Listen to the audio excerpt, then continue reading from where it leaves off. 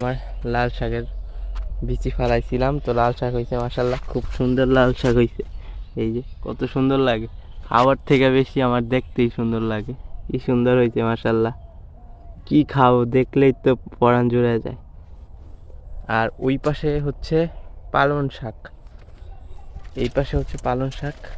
এই যে এগুলো সব হচ্ছে পালং শাক, এগুলো সব হচ্ছে পালং শাক। সব পালং শাক না, এখানে কিছু আগাছাও আছে। যেমন পালং শাক মেবি এই যে এই লম্বা লম্বা পাতার এগুলো পালং শাক, আর এইগুলো মনে হয় আগাছা, তো বোঝা যায় না। তো নেক্সট বার থেকে আর পালং শাক লাগাবো না, কারণ আগাছার মাঝে ঢুকে গেলে বোঝা যায় না। আবার এটা হচ্ছে কলমি শাক, তো আগাছা এবং পালং শাক একসাথে মিলে গেছে। আর এই হচ্ছে আমার মিষ্টি কুমার গাছ, লাউ গাছ।